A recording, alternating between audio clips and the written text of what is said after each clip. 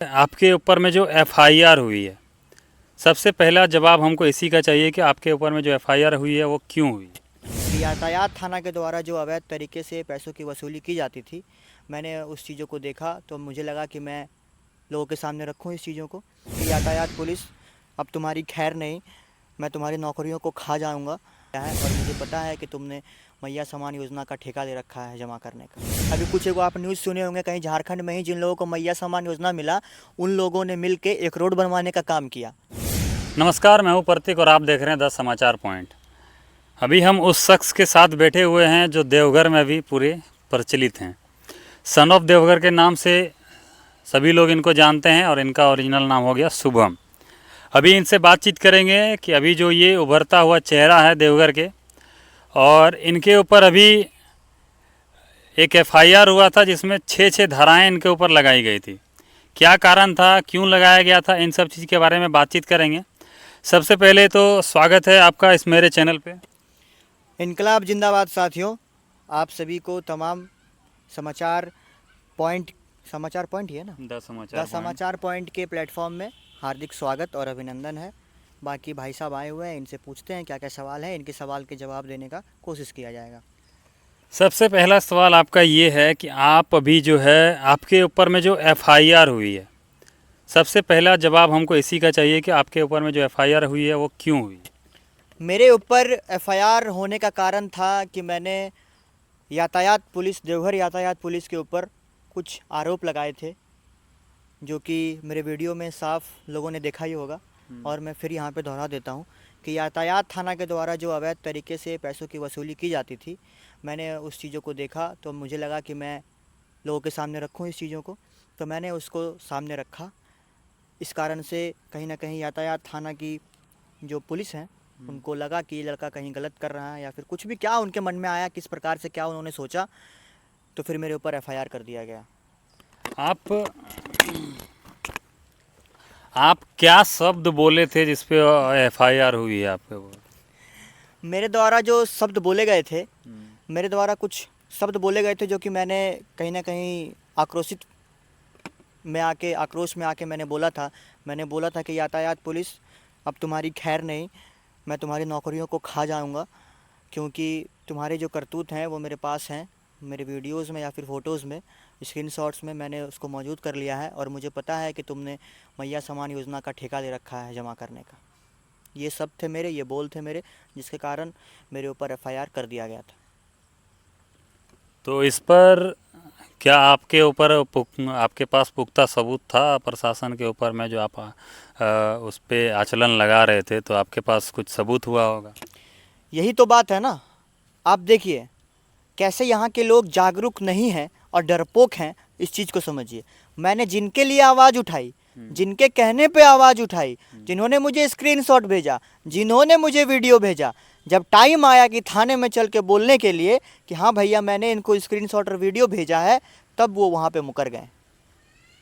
समझिएगा इन चीज़ों को। तो उनको भी तो प्रशासन का डर होगा, तभी तो वो मुकर गए। इसीलिए तो कह रहा हूँ कि मैंने उनको बोला था, आश्वासन दिया था कि मैं आपके साथ खड़ा हूँ, आपके कॉलर तक कोई उंगली नहीं आएगी।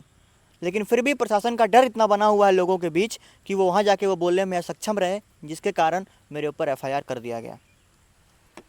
तो क्या शुभम जो सन ऑफ देवघर है वो आगे चल के राजनीतिक क्षेत्र में कदम रखने वाले हैं? क्या करें, क्या करें, स्टूडेंट लाइफ में जी रहे थे, अभी तक तो स्टूडेंट का मदद कर रहे थे, सब चीज़ आवाज़ दिखा रहे थे, और मेरे ऊपर एफआईआर करके मेरा स्टूडेंट लाइफ को ख़त्म कर दिया गया। तो मैंने अपने वीडियो में बोला भी था कि मेरी स्टूडेंट लाइफ की जर्नी यहीं ख़त्म होती है और पॉलिटिक्स में एंट्री यहीं से शुरू होती है।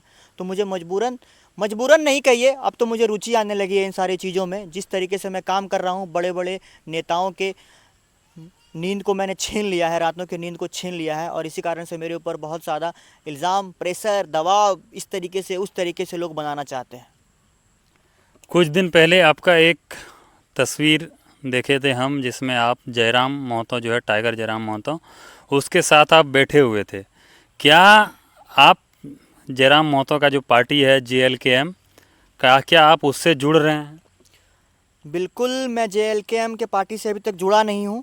आगे क्या होगा ना हम जानते हैं, ना आप जानते हैं, कोई नहीं जानता है। लेकिन मेरे साथ जो समस्या हुई थी, मेरे साथ जो घटना घटी थी, जैसा कि मैं जानता हूँ कि टाइगर जयराम महतो लेकिन सिर्फ डुमरी के विधायक हैं, लेकिन तमाम झारखंड के लोग उनके पास अपनी समस्या को लेके जाते हैं। तो मैं भी उनके पास अपनी समस्या को लेके पहुँचा था कि भैया मेरे ऊपर एफआईआर हो गया सच सच दिखाने के कारण। तो उन्होंने मुझे आश्वासन दिया तुम ऐसे बेखौफ तरीके से काम करते रहो, हम तुम्हारे साथ हैं। और मैं अभी भी अपना काम कर रहा हूँ। एक बड़े भाई के स्वरूप में उनका साथ है मेरे ऊपर। तो आपका जो टाइगर जयराम महतो हैं, आप जो अपना बात रखे उसके बाद क्या प्रक्रिया अपनाई और क्या कुछ मदद किया आपका? बिल्कुल, उन्होंने बोला है कि तुम सबसे पहले प्रोसेसिंग, अगर तुमको यही करना है तो सबसे पहले अपनी जो एक आईडी कार्ड होती है, आईडी कार्ड जनरेट करो, उसमें मैं तुम्हारी हेल्प करूँगा। और जहाँ तक हो सके तुम सच्चाई को दिखाओ, मैं तुम्हारे साथ हूँ। अच्छा, सबसे शुरुआत वीडियो एक आया था आपका, यहाँ पे हमारे झारखंड मतलब पूरे भारत की जो महामुहिम है द्रौपदी मुर्मू जी, वो या राष्ट्रपति जो है वो देवघर आई हुई थी। इस बीच आपका एक वीडियो आया था, वो वीडियो क्या था और उस वीडियो में आप क्या दिखाना चाह रहे थे? उस वीडियो में मैंने सच्चाई दिखाई है। मैंने बताया है कि कैसे अगर आप गरीब हैं और आपके घर के सामने से कोई प्रेसिडेंट और प्राइम मिनिस्टर पार होता है तो आपके घर को झारखंड सरकार ढकने का काम करेगी, आपको उनके सामने तक आने का नहीं दिया जाएगा। तो मैंने सच्चाई दिखाई थी और मैंने मेरे वीडियो में प्रूफ है। जिन लोगों के घर ढका गया है उन लोगों ने वीडियो में आके बोला है कि पुलिस प्रशासन ने ऐसा सख्त मना किया था कि तुम लोग गरीब हो, इसीलिए तुम लोग महामहिम के सामने नहीं नज़र आओ। तो मैंने उनकी चीज़ों को दिखाया था। काफ़ी लोग आक्रोशित हुए थे, लेकिन मैं सच का साथ नहीं छोड़ सकता। मैं ऐसे सच को दिखाते रहूँगा, आप ढकते रहो, मैं दिखाते रहूँगा। अच्छा, आप राजनीतिक क्षेत्र में जुड़ना चाहते हैं और आगे चलना चाहते हैं, तो हमको ये बताइए, अभी जो वर्तमान में हमारे सीएम हैं हेमंत सोरेन जी है, वो आपको कैसे लगते हैं? इनके ट्रेजरी में, इनके खजाने में हर घर 2500 रुपया, हर महिला 2500 रुपया देने का वादा है। देते भी हैं, देखते होंगे बड़ा बड़ा पोस्टर छपता है, आज मैया सम्मान योजना में इतना पैसा दे दिए, उतना पैसा दे दिए। हम छात्र हैं, हम छात्र के हित के लिए लड़ते हैं, हम छात्र की आवाज़ को उठाते हैं। ई कल्याण का पैसा अभी भी रुका हुआ है। क्यों जानते हैं? छात्र है, पढ़ लिख जाएगा ना तो यही झारखंड सरकार से सवाल करेगा। अब सरकार से सवाल कीजिएगा तो सरकार को तो पसंद नहीं होगा। इसका क्या स्वरूप है? इसका यही स्वरूप है कि साला उसको पैसा ही मत दो। पैसा नहीं दोगे तो गरीब घर का बुतरू है, पढ़ेगा ही नहीं। और ना पढ़ेगा, ना जानेगा कि संविधान क्या है, हमारा हक क्या है, हम किस पे ऊपर आवाज़ उठाएं। चुपचाप घर में बोका नहीं बैठल रहेगा। पिछले 5 साल जब जेएमएम की सरकार थी तो हेमंत सोरेन ने बोला था कि 5 लाख युवाओं को नौकरी देंगे। क्या उस टाइम में नौकरी दिया? उसके बाद भी उसकी सरकार बनी तो क्या अभी रोजगार किसी युवा को मिला है? ये सवाल का जवाब तो हम आपको देंगे, लेकिन उससे पहले हमको लगता है कि आप जितने भी युवा हैं झारखंड साथी के, झारखंड का जितने भी युवा हैं उनसे एक बार मिलिए और उनका दुख दर्द समझिए। कैसे जो कभी कलम चलाते थे अभी कुदाल चलाने के लिए मजबूर हैं। क्या करें? वैकेंसी नहीं आ रहा है झारखंड में। आ रहा है तो रद्द हो जा रहा है। काहे? पेपर लीक का मामला। अरे आप एक एग्ज़ाम नहीं कंडक्ट करवा पा रहे हैं जी। आपका सरकार है झारखंड में, आपसे एक परीक्षा नहीं लिया जा रहा है। काहे का सरकार है? धांधली हो रहा है तभी ना पेपर लीक हो रहा है। युवा बेरोजगार घूम के बैठा हुआ है, कोई झारखंड में कोई वैकेंसी नहीं, कोई नौकरी नहीं। मत निषेध का आता है पेपर, पेपर लीक हो जाता है। तो छात्र भरे थे फॉर्म, आज जाके वो खेती बाड़ी कर रहे हैं, जाके कहीं लेबर में खट रहे हैं, कहीं बाहर चले गए, हरियाणा पंजाब गुजरात चले गए कमाने के लिए। आप उसके बारे में सोच ही नहीं रहे हैं। अभी कुछ दिन पहले चौकीदार का वैकेंसी आया था, लगभग जिलों में निकला था इसके लिए मतलब वैकेंसी। इसमें आप वैकेंसी में दौड़ की बात करें तो आर्मी में जैसा दौड़ होता है उस प्रकार से चौकीदार में भी उस तरह का दौड़ निकाल दिया गया था। तो क्या ये सही है और क्या मतलब युवा जो है उसके लिए प्रेफर हो पाएंगे? मेरे हिसाब से ये सारी चीज़ें सही है, क्योंकि सेफ्टी का पर्पस जहाँ भी आता है आप वहाँ पे लेजीनेस या फिर काम चोरी नहीं कर सकते हो। क्योंकि चौकीदार वो शख्स है, जब हम और आप सो रहे होंगे तो वो कहीं ना कहीं अपनी ड्यूटी कर रहा होगा। उसके लिए फिट रहना बहुत ज़रूरी है, आवश्यकता बहुत ज़रूरी है। ये सारी चीज़ों के लिए मैं ठीक है, लेकिन इसमें मेन समस्या कहाँ है आप उन चीज़ों को समझिए।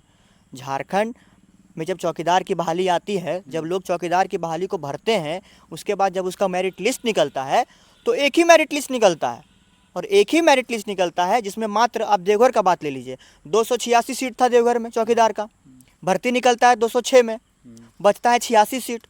86 सीट में हम लोग नाक रगड़ के रह गए, हम लोग आंदोलन करते रह गए। जितने मेरे चौकीदार भाई साथी हैं, रोज डीसी ऑफिस, रोज कार्यालय, कभी इस नेता से कभी उस नेता से, लास्ट में हम लोग आक्रोशित होकर डीसी ऑफिस में धरना देने का काम किए।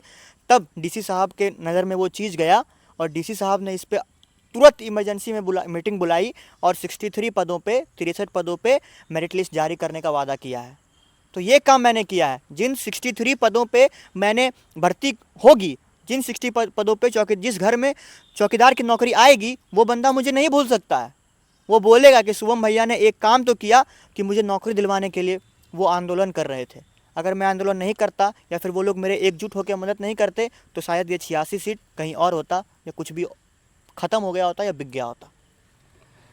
और मैया सम्मान के बारे में आप बोले तो मैया सम्मान के बारे में जब फर्स्ट टाइम सरकार आने वाली थी, उससे पहले मैया सम्मान योजना आई थी, उस समय जितने महिलाओं को 2500 रुपया मिला था मैया सम्मान योजना के तहत, लेकिन अभी आप देखेंगे तो जिस संख्या में तभी मिला था उसका अभी जो है आप 20% के आसपास अभी हो गया है। तो इस पर आपका क्या राय है? ये तो आप हेमंत बाबू से पूछिए, चला तो वही रहे हैं। अभी हमारा गांव घर का जो चाची या भौजाई सब है, दिन रात डीसी ऑफिस कार्यालय का चक्कर लगाती है। जानते हैं कहाँ है? नाम काट दिया गया है मैया सम्मान योजना से। एक घर में 2 औरत है, एक को मिल रहा है, दूसरा को नहीं मिल रहा है। एक खुशी से है, एक दुखी से है। अभी कुछ एगो आप न्यूज़ सुने होंगे, कहीं झारखंड में ही जिन लोगों को मैया सम्मान योजना मिला, उन लोगों ने मिल के एक रोड बनवाने का काम किया। ये कितनी शर्म की बात है, आप सोच लीजिए। झारखंड सरकार कितनी शर्म की बात है कि आपने मैया सम्मान योजना का क्यों दिया कि लोग अपनी जो है वुमेन एम्पावरमेंट होगा, औरतों का रोजगार बढ़ेगा, औरतों का हक कोई नहीं मारेगा, औरतों के पास पैसा होगा तो औरतें अपनी जो ज़रूरतें हैं वो पूरी करेंगी, ज़रूरत पूरी होगी। इसीलिए ना, आप बताइए किसी रोड में, कोई गांव घर में आप एगो रोड नहीं बनवा पा रहे हैं, वहाँ की 40-50 महिलाएं मिलकर रोड बनवाने का काम कर रही है। तो हमको लगता है इस सरकार को अभी के अभी तुरंत कुर्सी छोड़ देना चाहिए और युवाओं के हाथ में कुर्सी दे दीजिए। भैया, हम संभाल के दिखा देंगे आपको कि सरकार कैसे चलती है। तो ये कुछ था शुभम भैया का राय और उसकी वाणी से निकला हुआ शब्द। तो आई होप आप लोगों को ये वीडियो पसंद आया होगा। तो वीडियो को फटाफट से शेयर कर दीजिए और चैनल को सब्सक्राइब भी कर लीजिए। मिलते हैं किसी दूसरे वीडियो में, तब तक के लिए जय हिंद।